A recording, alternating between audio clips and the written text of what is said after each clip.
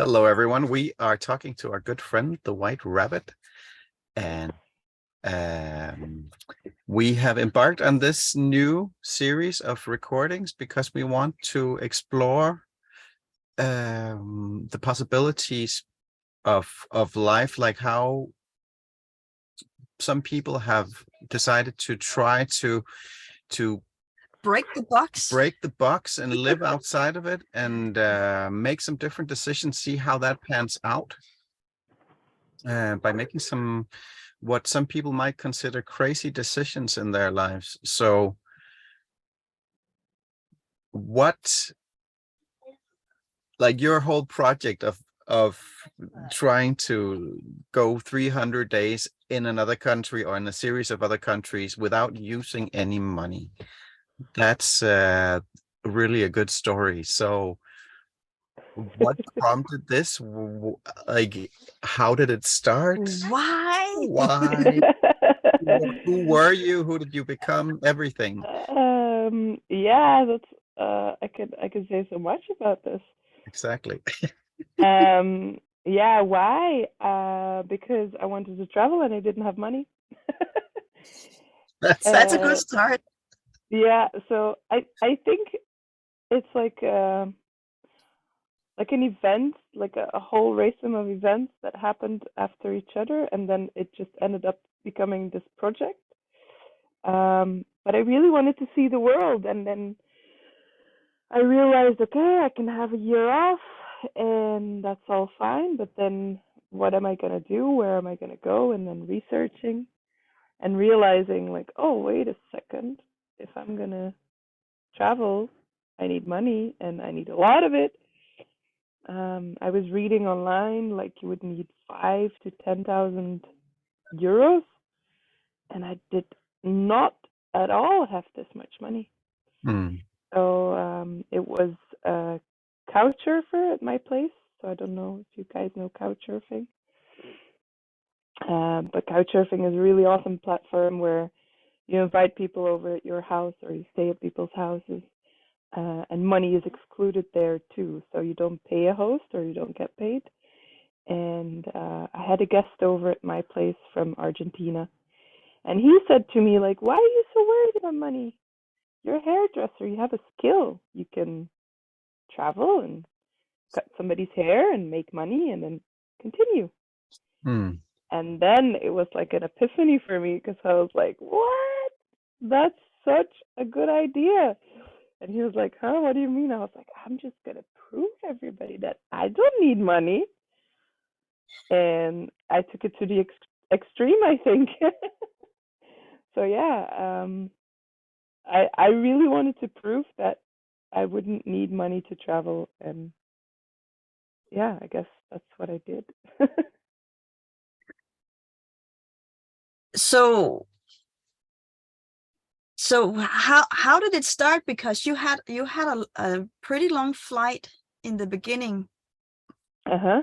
You had to go from Europe to South America, right? Yeah. So how did you start? Did you have Um, the money already for that flight, or yeah, so I had like a set of rules for myself. So I would pay the ticket in advance to go there, which I lost. It's like a long story. I wasn't able to get on that flight that I booked in advance, but I that was the plan, to have like a ticket to South America and obviously have my travel gear, have my walking shoes and things my stuff that I had with me. I paid for myself in advance, and then I thought, okay, if I'm gonna go to South America without money, maybe I should first get the hang of it in Europe and travel to Barcelona.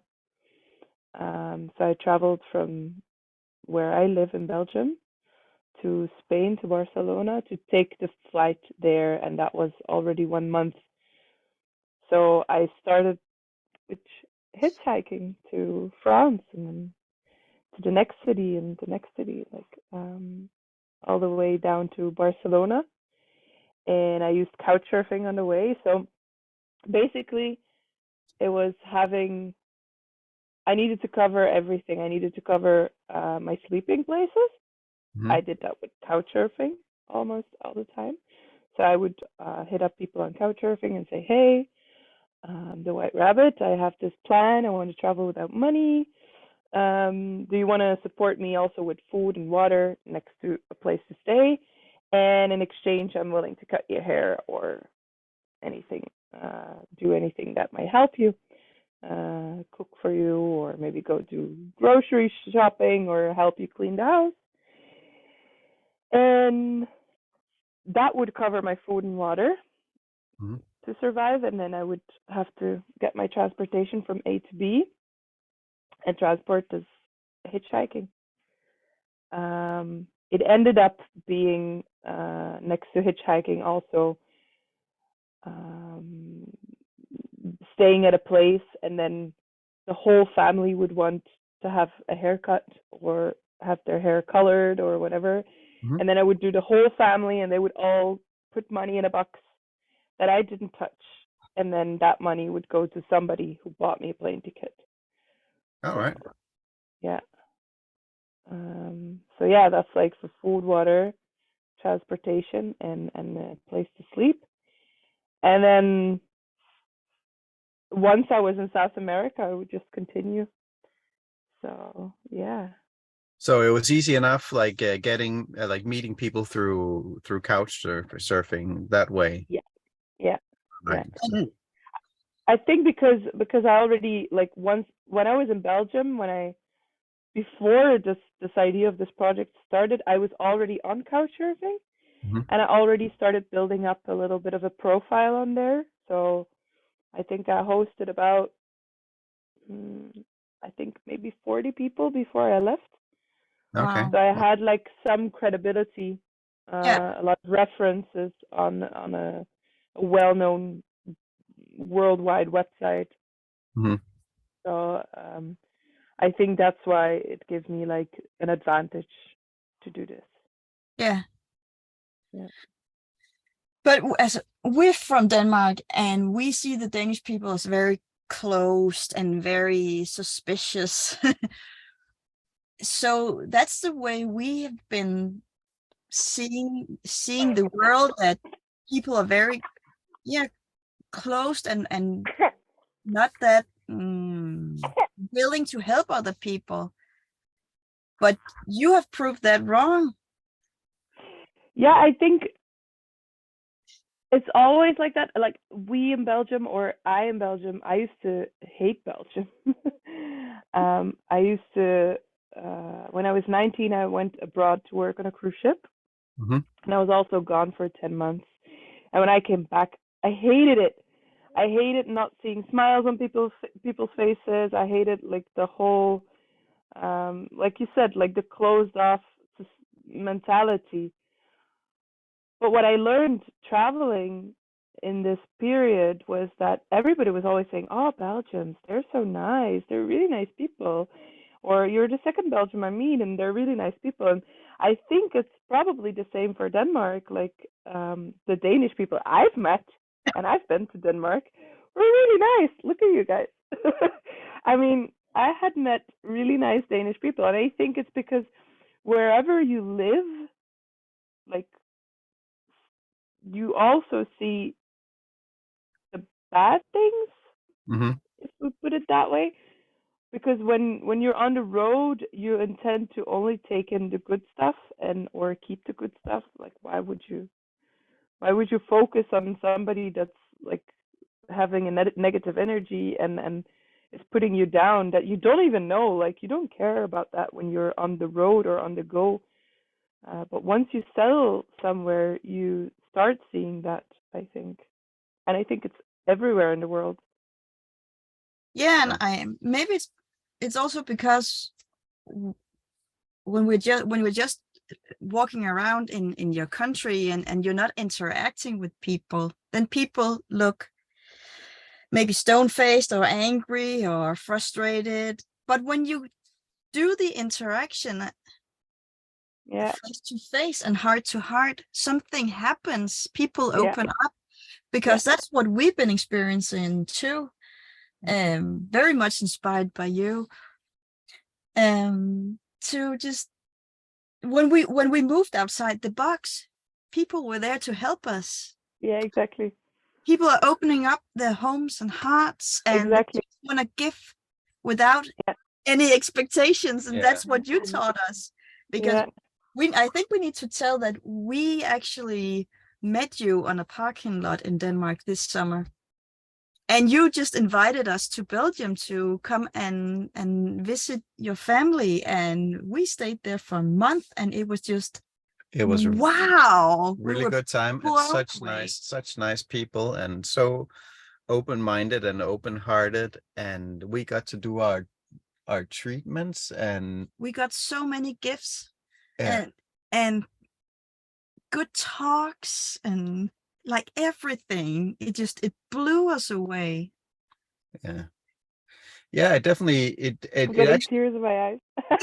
yeah, it changed a lot for us, because like we've been especially, well, my part is I'm the whole financial aspect of this travel, where everybody's like, I've been taught like you have to make so and so much money, like with your trip to South America, like, oh, you have to have 5 to 10,000 euros to do this. And the same thing with like, how do we get the money for the fuel for our vehicle and food on the table? And the normal way that I've been taught, like, I provide this product and then I get this much money in return, and it's a set price. And changing that around to just giving what we can, and then the universe seems to repay us somehow, maybe not through that one person that we're giving things away to or treatments away to, but it will come in somehow. Yeah. And that's so far proven right. But it's it can be a bit scary to start, like, to do that, because we're so used to the other one-to-one interaction. Yeah, exactly. Yeah, but my travel opened my eyes for so many things, like excluding myself from money willingly, because there is another part of not unwillingly. Like you guys became very instantly, like, without a lot of money. Yeah. Unwillingly. You didn't choose this. You didn't choose to not have a lot of money. But then it's awesome that you guys do get creative and do get inspired and do such things, because it lifts your spirits up so much. Yeah. But like with me as well, like I chose this, and wow, the magic behind that is so big. It's so intense. You cannot describe this to people who are not open to this, because they will just think you're crazy. But I've lived it. I know. I felt it. I saw it. I mean, if being without money would be such a big issue, then there wouldn't be so many poor people on the planet. Because there's loads of people who don't have money. I mean, they chose it. They didn't choose it. Yeah.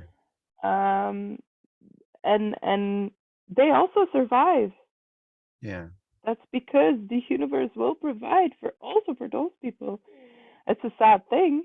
I mean, they should have way more, and they should have way less struggles. But it's the truth, though. I mean, even the poorest people who don't have anything to eat will find rice grains in the guts to eat to survive. It's crazy. And I would like to look at one thing, was like, if you had done your travel in the regular way, so you would have stayed in Belgium and work your ass off for a year, make the money, and then go, and you would have had an adventure. But you went without, and then you actually had a much greater adventure. yeah, absolutely. Yeah. So can you tell us a little bit about, like, what are some of the, like, most crazy things you got to experience that? So many things. Apart from But I getting a think, dog. but I think the biggest thing that jumps out by far is in the middle of my travel, I was invited to the castle of Lake Titicaca. Lake Titicaca is the highest lake in the world, and it was built by a Belgian guy over 20 years ago, and uh, that that was insane. So um, I traveled from France to Spain, and then I went from Spain to Rio in Brazil, and then from Brazil I went to Argentina, Uruguay, Argentina again, Chile, Argentina again, Bolivia, where I couldn't travel without money. I'll get into that later, maybe. And then I entered in Peru, where I was devastated and really worn out from the fact that I was just a week behind me where this project was backfiring me. And then I was like really exhausted, found a place on Couchsurfing with two French guys who owned a restaurant. And they were very good friends of a Belgian dude who built the castle. And they were saying, "Oh, you're also from Belgium, you should meet him."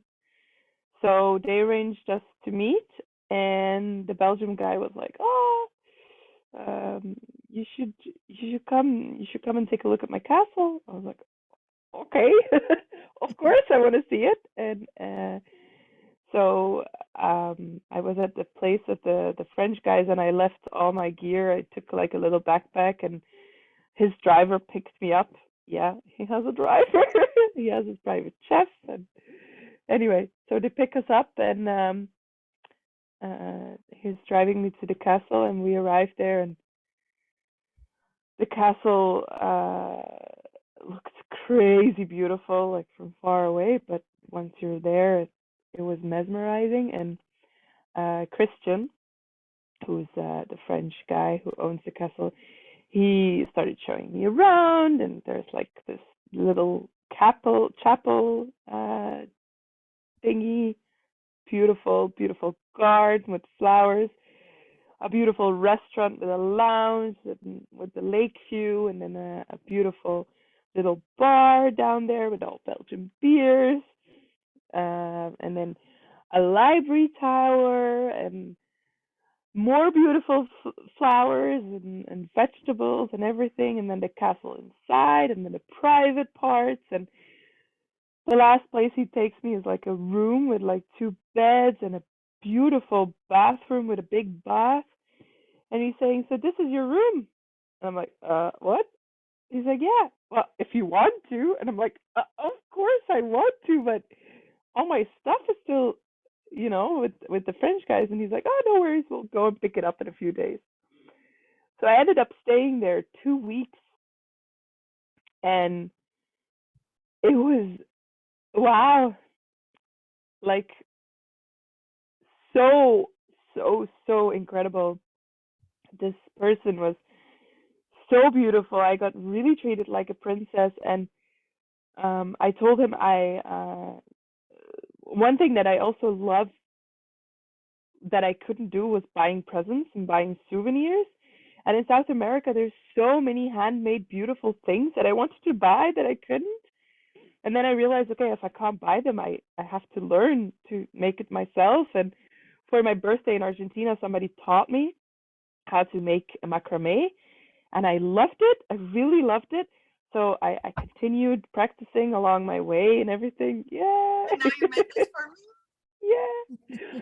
And so I told the castle guy, like, listen, I'm making all this macrame, and I would really love to work in a workshop or something for a little while, like a month or so, to really slow down a little bit and not be on the road constantly. And he said, "Oh, maybe my goldsmith can help."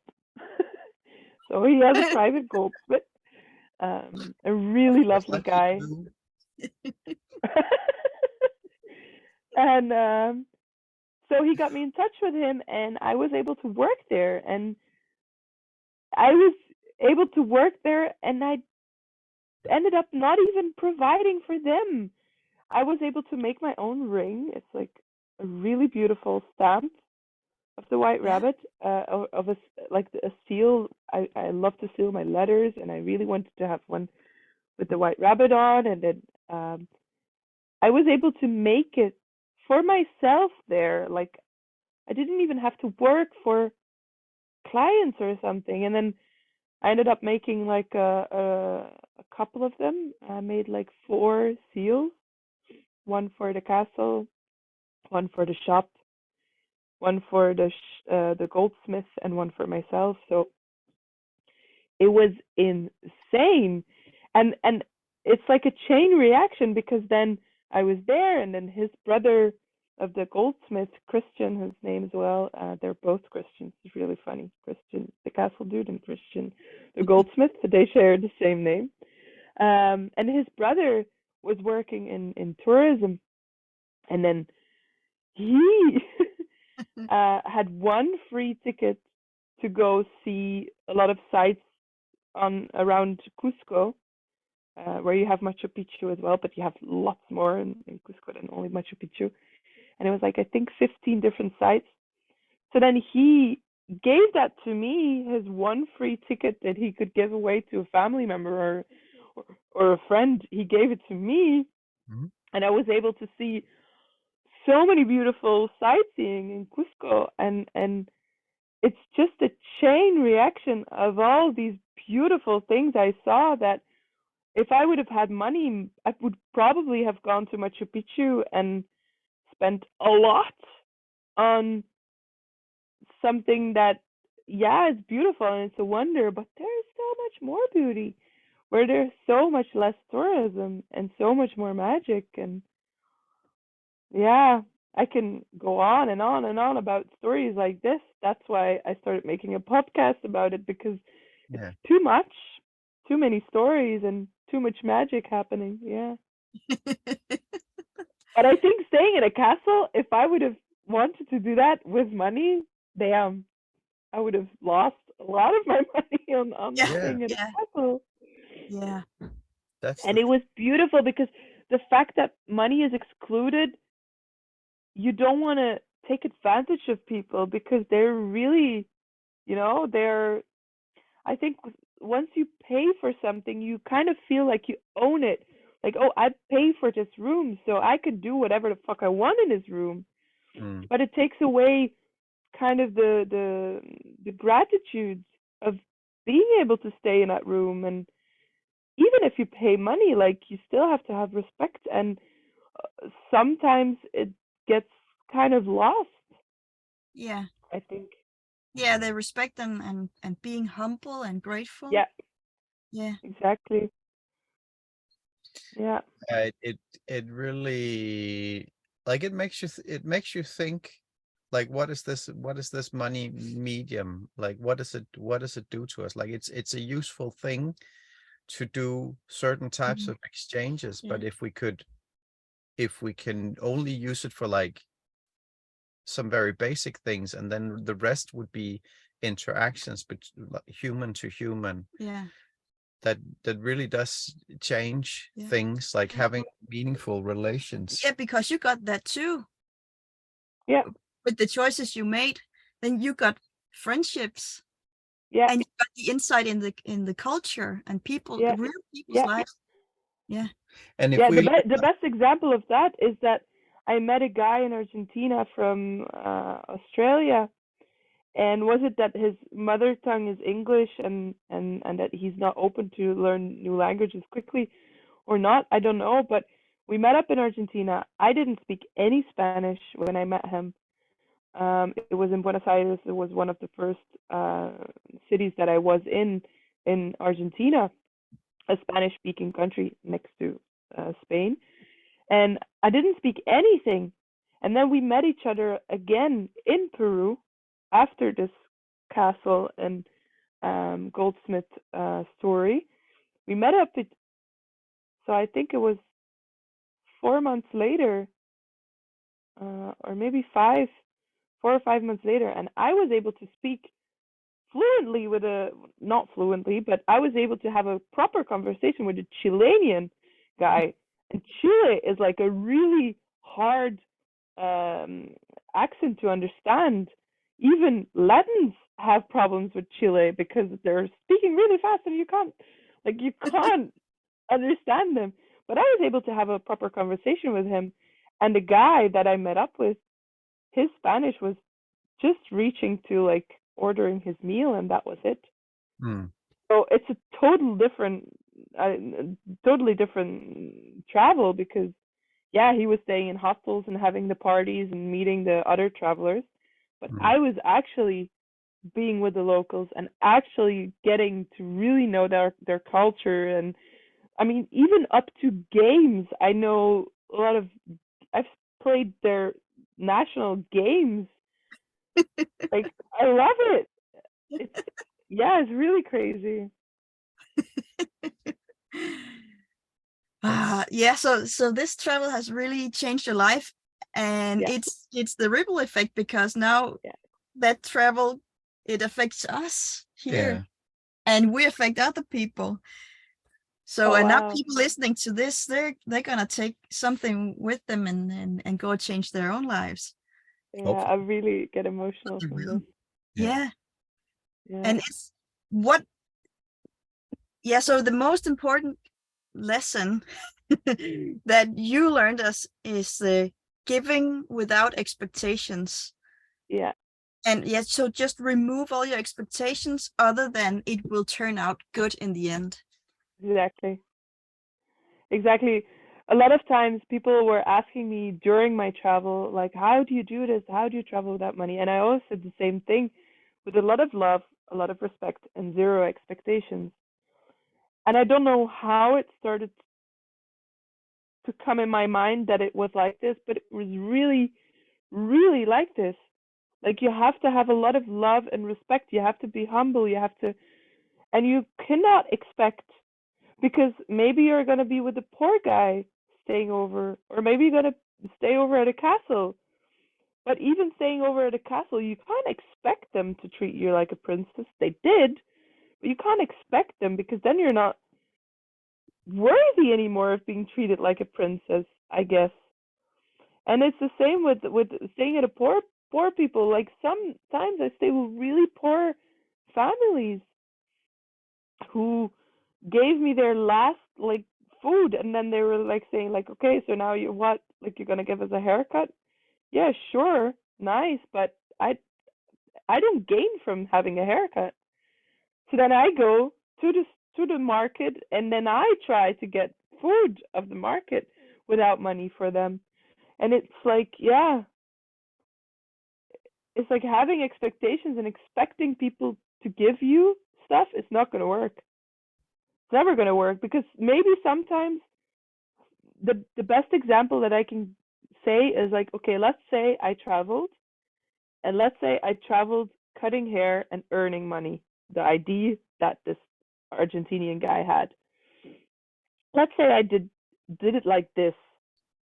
Then what do I ask? How much money do I ask? Is it fair to ask more in Argentina than in Bolivia? And is it fair to change my price because you're earning more and they are earning less? So Hmm. can I not stay with poor people then? Should I only stay with rich people? Yeah. Like that doesn't make any sense to me. So then I would have to ask always the same money. But if I have to ask them what I charge in Belgium, in the salon I work, we're the most expensive salon in Belgium. That's not going to work. Nobody's going to pay that for a haircut. But I ended up getting probably the same thing. And sometimes a little less, but then sometimes much more. It just varies from what people want to give you. And then, I mean, giving back to you guys was one of my ways to give back. Not only giving haircuts to all the people in my travels, but knowing that a lot of people went way out of their what they should have given me, like getting treated as a princess in the castle of Peru is one of them. But there's so many more where I also stayed like 1 month with a family, and they gave me food every single day, and they paid for me. So my way of giving back is giving to you guys, because you guys now need it. And one day you guys won't need it anymore, and then you will run into somebody who needs it, and then you will give it to that person, and just this chain reaction that's magical and beautiful and just works. Yeah. Yeah. Yeah, Yeah, I but get really passionate. it's really thought provoking. Like how, because it's about how do we conduct our lives? How do we interact as humans? Like it's really, I'm processing here. So Yeah. Yeah, but one thing I've noticed on our journey, that you pick up languages really fast.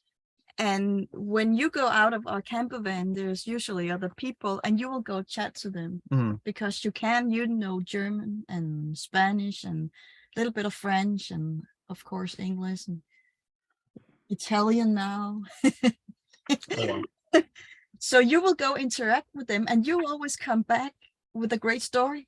Yeah. So he's this guy, and he had this, and then his wife died, but now he's traveling with his cat, and he was about to do this and that, and I just love that. Yeah. It's so you do that naturally. Maybe you don't think I about it. don't realize it at all, because I feel like I'm a shy person. Yeah, But but in he's some ways, he's I not. guess I'm not. Hmm. Yeah, so that's I just love when those connections happens and you say yes, when you're willing to say yes, and Yeah. okay, I'm gonna open up, and they're gonna open up, and let's see what happens. And have Exactly. no expectations. If we don't click, it's It's just that fine. we had a short meeting. Exactly. And if we do, maybe we can spend some time together, right? Yeah, we like we just did had the other day. we had an amazing encounter the other day, and we are going to podcast about that as well, and we're going to interview them because they've had amazing Yeah. lives Some people doing just something Yeah. really crazy, Yeah. like, which is sort of similar to yours, and different as well, but there's a lot of similarities. Yeah. And opening up to the unexpected, because when we're doing the expected, then there's no room for the magic to come in. Yeah. And like when you've Exactly. done your thing, and then suddenly all these crazy things happen. Like there's been some shocking stuff as well, like, and also on our journey here, like we've had some shocks, but there's just so much magic happening, and we're meeting such amazing. Yeah, and I think the shocks that you're on about, the negative events that happen in our lives or that happened in my journey, I mean, those would happen anyways. Yeah. You know what I mean? Like, they would Yeah. happen anyways if you open up or not. Like, there's just so much more room for positive and beautiful and magical things. Like you said, when you take away the expectations. For me, it just completely changed me so much that there's things that I saw or felt, or I don't know how to say it, but that I cannot unsee anymore. And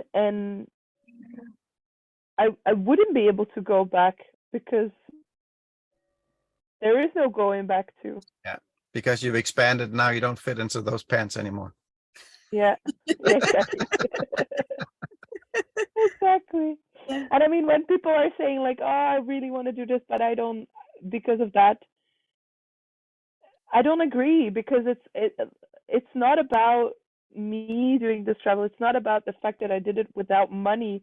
It's not even about the fact that I traveled. It's just the fact, if you really want to do something, whatever it is that your heart desires, you can do it, and you will find a way if you get really creative and get out of the box. Yeah. And just start thinking, okay, how am I going to do this? Start with what you know, and the rest will come. Yeah. I didn't know that I was going to start traveling without money, but I started with saying, okay, I want to go travel, and acknowledging this, and then start to go to my boss and tell my family, and and then slowly sooner or later you'll figure a plan out. You don't have to have the whole plan set before you start doing it. You can have it along the way. And I Yeah. think it's with anything that you want to accomplish in life. Yeah. I get this picture that we're all in a box, and we're just we're moving like this, like in the movie Wall-E, that little robot, when he's on the spaceship with all the people just sitting there in their chairs going about and not looking at each other, just doing what they're told from the screens. And then it's just about looking to the side and seeing each other and say, hello, I'm Katrina. Mm. I like these things. And how are you doing? Who are you? And then something happens. And it's the same in that movie. They're just like, they are shaking and they fall out their chairs, and they notice each other, and then they start working together, and then all this beauty unfolds. And that's what we need to do. And right now the world is shaking. It's like you were talking about the other day that they'd done these experiments with, was it fruit flies or fleas, when they lock them in a jar. Then after one generation, if you take the lid of the jar off, the fruit flies, they won't fly out of it because they've gotten used to there being also Fleas, yeah. Fleas, they won't jump, like they're capable of jumping several meters, like several feet into the air. But after one generation of having a lid on, they won't, because they've hurt themselves hitting that ceiling. So we're like that, and everybody's saying like, stay in this jar, stay below that level of the lid, but there's no So lid. many people have told me I wouldn't be able to do it. So many people have said it. But Yeah. I saw it. I Yeah. saw that it was possible. And if it's possible in your mind, you can do it. Yeah, people are telling us like they want to do this journey we're doing, but they can't because they don't have money. We had no money. We had no money. We had just enough to buy a beat up old camper van after we sold everything we had. Same. I didn't have any money, and I had just enough to buy myself a plane ticket. Yeah. And I had like 250 emergency money on a little card. That was it. Wow. And like I ended up traveling 300 days without money, so I had 65 spare days where I was able to use money. Let's say I got to a border and this military guy says like, "Oh, your visa is not okay. Like you have to pay now this much for your visa." Like I wouldn't be able to say, "Yeah, but hey, sir, I'm traveling without money." Like, so I wanted to have like this kind of emergencies. Like I didn't want to end up in jail or something. So every day that I did use money because I chose to or because I had to, I wouldn't count. So I only counted the days where I didn't use money. But that left me 65 days. And in those 65 days, I will check it right now because I wrote it all on my website. I used livesharetravel.org. Yeah, we're gonna link to that and your podcast too. So the exact amount of money that I used was, there is not a total, but it's less than 1,000. I think if I have a quick look, it's even.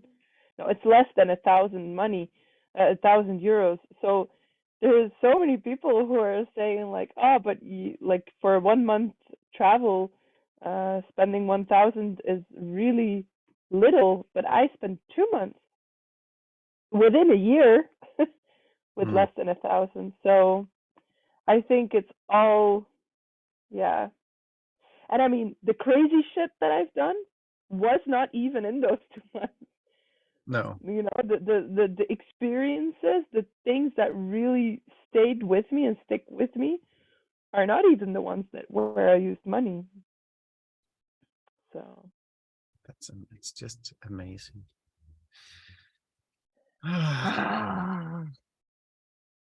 Yeah. What more do we want to know? So what are you up to now? Do you have any more plans, adventures? yeah, so I got back and I was like, okay, full-time job, no way. I'm not doing that anymore. I really want time and I don't want money. So I considered, okay, if I work for money to pay the roof above my head. That works as an exchange in my head. So then I thought, okay, if I work 2 days a week, I have about the right amount to pay my roof, my food, and my water. So my basic needs. And everything extra, I will do trading. And that's what I did. So I came back and worked 2 days a week, and then everything else that I wanted, I did by trading. The laptop that I'm working on right now is a trade. The longboard I have is a trade. The van I have was kind of a trade, as in this matter that I also started making things out of leather, scrap leather, and I started making things out of leather. People put donations in a box. I didn't care how much for anything they wanted in leather. And then when I had enough, I bought a van. The van is also converted. That's how I met you guys, with Alice. That's her name. The van's name is Alice. So yeah, I have the converted van, and my boyfriend. What's the trade? Yeah, that's funny. No, he's not a trade. But yeah, he has this tiny house. That was a trade with my boyfriend. The thing that you're here crying now. No, she's not a thing. No, you're not a thing. Trade. Yeah. Yeah, very nice trade. So he has a tiny house, and we're gonna move in there by It's the really, end of really this nice. month. We've seen it, and it's very beautiful. It's Like beautiful. yeah, it's a really nice tiny house. Yeah. So, so yeah, we're gonna move in there, and then, I will start working again 2 days a week. I did for 2 years. I did work a little bit more, 3.5 days, just because I really wanted to have my own space and I didn't want to co-house anymore. So you need to make sacrifices, and if you want more luxury and more things, and you're willing to sacrifice that time, because you're sacrificing time, and essentially, if you're willing to sacrifice more time to have more money to buy more things, then yeah, go for it. But I prefer my time to spend with the ones I love. Yeah. All right. Yeah. Yeah. Well, thank you so much for making that crazy decision that Yeah. changed your life, and now it's changing the lives around you. Yeah. Oh. Is there anything you want to say else? I don't think so. Yeah, we're gonna link to your website and your podcast so people can go and get more inspiration. And here's our daughter. Aw. Thank you guys. Thank you for doing this talk. I love it. Thank you for making this travel or keeping this travel alive, because that's what is also important for me. I'm not on social media, neither with the travel, neither in my private life, and I think that's because I want this travel to grow really slowly. I think to grow really thick and good roots, and Yeah. grow out as a really slow process, because this is not a fast pickup thing. No, there are tons of those. So yeah. All right. So yeah, thank you. We can't wait to see you spend again. time with you again. Yeah. Oh, me neither. Can't wait to see your new house. Yeah. All right. Bye-bye. Bye-bye. Bye. Bye. Bye.